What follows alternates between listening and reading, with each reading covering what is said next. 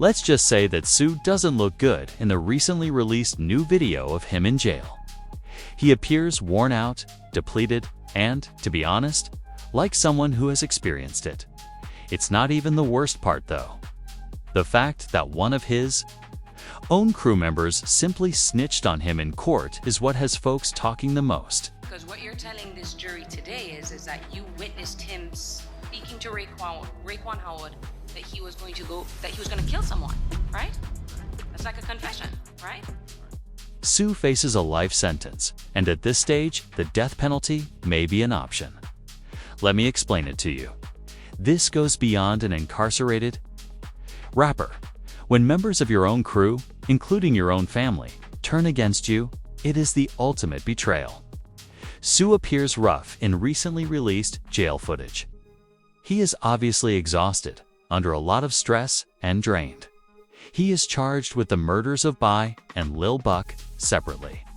And it's all catching up to him quickly now that trial season has officially begun.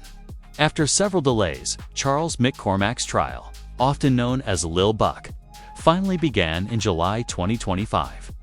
On July 21st, jury selection began, and it was immediately apparent that this trial would not be straightforward. The court decided to split the juries into one for Ksoo and one for his co-defendant, Leroy Whitaker, also known as ATK Scotty, because the situation was so intricate and sensitive. That action alone demonstrated the complexity of this case. Both individually and collectively, their lives and futures are at stake. Only in cases of genuine risk can such a legal quagmire arise. The prosecution was on the attack from the beginning. They portrayed Ksoo as someone who loved violence in addition to accusing him of being a shooter. Someone who promoted street life like a brand through his rap career rather than just living it.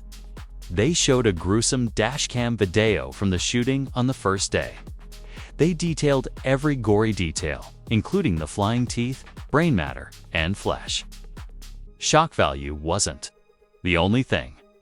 It served as a strategy to demonstrate to the jury the nature of the violence involved in this case. However, it was Ksoo's own words rather than the dashcam footage that caused the most harm. After the murder, prosecutors retrieved his Instagram post in which he wrote, "Killa N, asterisk, asterisk, asterisk, then go get my toes done." They claimed that this was more than just careless. It demonstrated his lack of regret, that he truly rejoiced about the event. His lawyers might not be able to defend just one post alone. Furthermore, that is only one component of the puzzle. Everything that indicated Ksoo profiting from the chaos was brought in, including lyrics, captions, and pictures. When witnesses began testifying, the situation became much more heated. Jurors heard a 911 call on the second day from someone who witnessed the entire incident.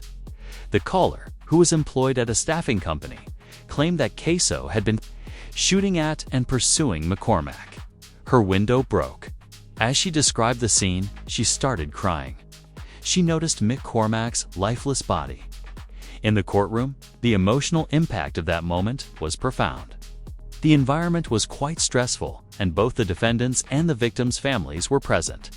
Next came science. And this wasn't your typical crime scene material. Jason Lom, an expert, compared Ksoo's body type to the shooter in the dashcam using 3D scanning technology. He explained size, dimensions, movement patterns, and more than just how they appeared to be similar. In a street case, this evidence was at the CSI level. It pointed directly at Ksoo and ruled out other candidates. To seal the deal, the prosecution was employing every possible tactic. They weren't finished yet, because it wasn't technology that dealt the most devastating blow. It was treachery. The accused getaway driver, Dominique Butter Barner, accepted a plea bargain and gave a statement in court. He disclosed a phone conversation in which Ksoo allegedly made his intentions apparent and said that they followed McCormack about on a diss track. He claimed Ksoo intended to murder him. This was not a speculative person. He claimed that this Person was riding with him right there and was now flipping to save himself.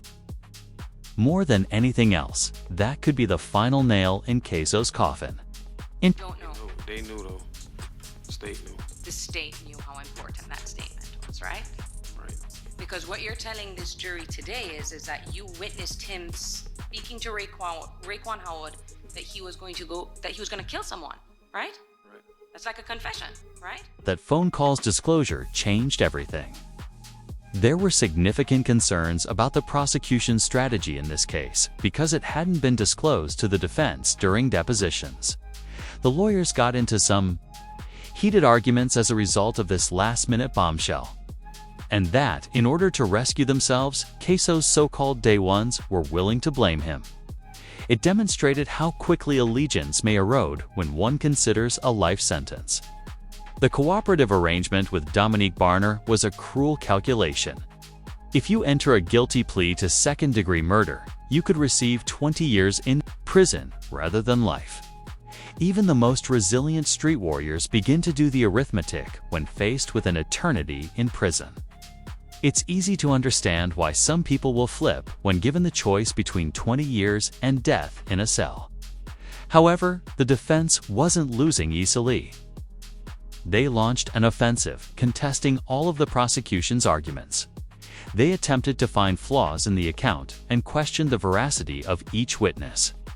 They paid particular attention to contradictory claims regarding the shooter's height. They claimed that Barner was untrustworthy and was only a paid assassin who would say anything to shorten his own term. Meanwhile, there has been a lot of talk about this case on the internet and on the streets. However, the majority of people only have half the tale. You have to go back to the beginning of this in order to truly comprehend Ksoo's situation. The killings that rocked Jacksonville, Florida, from 2019 to 2020 are where it all started. There was a reason for the violence. It was calculating, frigid, and closely related to the local rap culture. The darker aspect of Jacksonville's rap culture was revealed by this execution technique, which went beyond simple gang activity. One of the most intensive criminal prosecutions in the city's history began as a result of these killings. On a February morning in 2019, it all began. Shortly after stepping off the school bus, 16-year-old Adrian Gaynor Jr., often known as Bibby, on the streets, was shot and died. It took place at the Hilltop Village Apartments in the Moncrief neighborhood of Jacksonville. When he was ambushed, the child was still dressed in his school uniform. Witnesses described it as a straight execution, with no hesitancy or warning. His passing rocked the city, particularly the neighborhoods where he was well known. However, following the murder, Ksoo allegedly began making fun of the killing rather than keeping quiet, which made matters worse. Later, prosecutors claimed that Ksoo had started a psychological warfare effort against Bibby's relatives and associates. This was much more than what one would anticipate from street beef. It was more than just songs or threats. He appeared to enjoy making fun of people who were close to Baby. Furthermore, there was substantial evidence to support these assertions. Ksoo's DNA was discovered by investigators in a stolen vehicle that was used in the crime. Additionally, his fingerprints were found on a rifle slide taken from the escape car. However, Ksoo's actions following the murder were even more detrimental, because he was unable to control his tendency to boast. Ksoo used social media to publish taunts. By saying things like "smoking Bibby," he used his influence to turn the death of a young boy into a meme. He treated it as content rather than tragedy, using it to amuse his supporters. However, the online shenanigans continued. Ksoo released the full album Bibby Out. Like awards, the cover art showed deceased competitors, including one by himself. It was more than just music. Prosecutors saw it as proof. In order to improve his reputation on the streets, they interpreted it as Ksoo joyfully confessing to murder and then incorporating it into his songs. Shit, he doing what kids do. He want attention. He's seeking out for something. And if he say he killed them and all of a sudden, it's like he looking out, he reaching out for somebody to come get him. He want a hug. He a little boy, you know what I mean? That ain't what a grown men do. The severe psychological effects on Bibby's family demonstrated the vicious development of contemporary street warfare in the era of social media. Later, his father, Adrian Gaynor Sr., talked about how painful it was to watch his son's picture used as a prize in Ksoo's perverse kind of derision. Not only were they grieving, but each time his face appeared in Ksoo's images, they were going through a second round of pain. This caused trauma that went well beyond the first murder. According to court documents, Ksoo and his group even mocked Bibby's moniker by donning a numb 10 Mike Bibby NBA shirt. Clout and the ability to boast on social media weren't the only factors at play here. According to the prosecution, it was about intimidating rival gang members by using Bibby as an example, knowing how it would affect those who loved Bibby. Ksoo displayed the shirt on Instagram and during public appearances. His reputation as someone who not only sang about death but also celebrated it became ingrained in his persona. This was cited by the prosecution as evidence of his disrespect for human life and his intention to continue psychologically abusing the victim's family members while advancing his own standing on the streets. Even though Bibby's murder and the events that followed were icy, things didn't end there. The cycle of violence resumed nearly a year later. Charles Quinton McCormack Jr., better known by his stage name Lil Buck, was another young rapper who died this time. Working for a staffing agency and attempting to leave the streets, he was attempting to live a different life. However, his previous affiliations and his connections to the rap industry caught up with him. He was ambushed in broad daylight at Jacksonville's Dames Point Plaza on Merrill Road on January 15, 2020. An off-duty police officer who saw the assault reported that the gunman was standing over Lil Buck and using a rifle to fire several shots. There was no mercy, no hesitation, which was an execution. The motive, according to the prosecution, was quite personal. Lil Buck had released a diss tune regarding the 2019 murder of Ksoo's half-brother, Willie Addison, also known as Boss Goon. Outside the Paradise Gentlemen's Club, making fun of the deceased is considered the greatest offense in Jacksonville's drill culture. Additionally, McCormack's truck went too far, leading to what the prosecution said was a premeditated, retaliatory murder. Compared to Bibby's case, the evidence was even more compelling this time. Prosecutors arrived stacked after learning from previous trials. Surveillance and dashcam footage showed a masked shooter pursuing Lil Buck. They used forensic analysis to compare Ksoo's actions, stride, and body structure to those of the gunman. Prosecutors heavily relied on this advanced body motion matching 3D forensic technology, which was not your typical CSI technology. However, it wasn't even that bad. Someone in the getaway car flipped, which was the most catastrophic event that happened within Ksoo's own circle. In an attempt to protect himself, the individual revealed important information regarding the murder, and it was supported by the tangible evidence. The gun slide from the escape vehicle had Ksoo's fingerprint on it. Furthermore, a t-shirt with hair connected to Ksoo was found close by. Prosecutors claimed that all of the evidence pointed to a cautious but visible killer. He nonetheless left a trail of evidence in spite of all the preparation. They also asserted that Ksoo believed his street rep would shield him from actual repercussions. Now, though that assurance could cost him everything. For the life of me, I don't know why you would commit a murder and then go on the internet and brag about the murder. It just makes absolutely no sense. I don't know. I couldn't tell. That's what people do though. Like, I ain't saying he did it. I don't know if he did it or not. Similar to Bibby's murder, Lil Buck's murder had a troubling trend to its aftermath. It demonstrated that Ksoo felt more powerful as if he could get away with anything and had not learned from the previous crime. He couldn't resist boasting again. prosecutors cited lyrics and Instagram posts in which Ksoo reportedly used coded language to confess to the crime. Not only was it surprising, but it was also chilly. One post even included a Lil Buck video clip with strange emojis and phrases like kill asterisk, asterisk gay, then go get my toes done.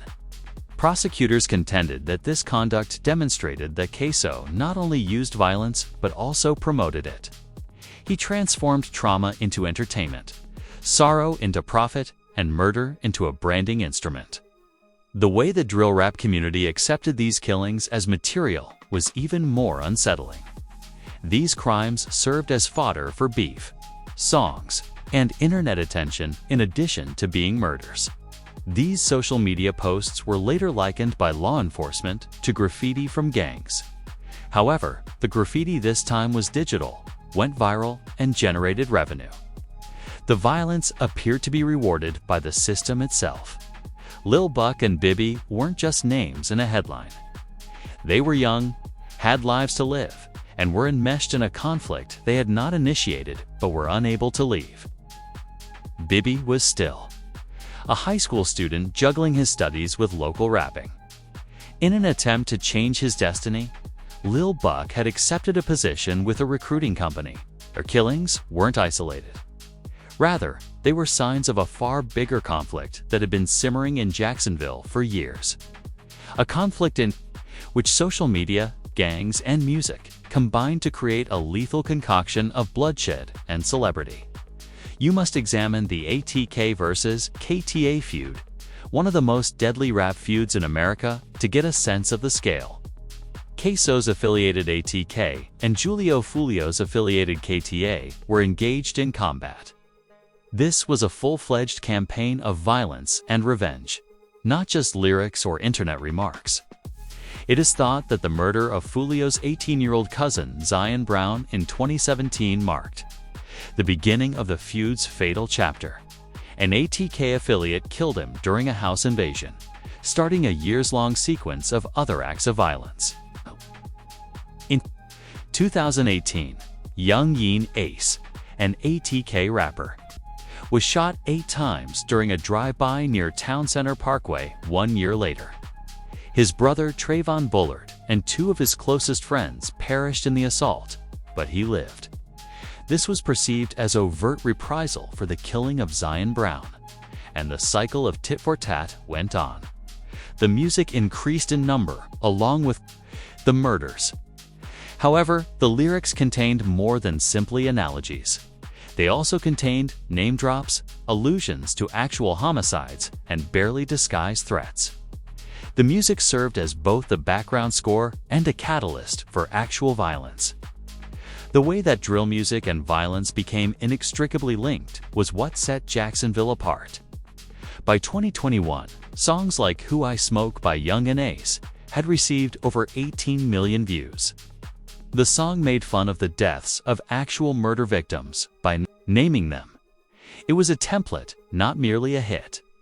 With his own remix of When I See You, Julio Fulio responded with millions of views. This made murder into a statistic, death into a contest, and families in mourning as artists gained influence. The profit was as genuine as the anguish. This cycle of violence permeated entire neighborhoods, homes, and courtrooms in addition to the streets. Boss Goon, Ksoo's half-brother, was killed in a mass shooting on January 16, 2019, following a club function. Abdul Robinson Sr., their father, was shot as well, but lived. The killing of Boss Goon sparked a fire in Ksoo. It was personal. It wasn't simply another murder. Additionally, it forced Ksoo farther into the vicious circle of reprisals. There was no longer a distinction between the murders and the music. Family members were singled out. There were no longer limits to the feud. The Jacksonville Sheriff's Office was dealing with a serious situation. Here, conventional gang policing was ineffective. Instead of only taking place on alleyways or corners, the feud was broadcast live on YouTube and Instagram. In the same manner that police used to read graffiti tags, they began to watch music videos and captions. The stakes were bigger though. These recordings turned gang violence into a lucrative spectacle, reaching millions of people and generating revenue.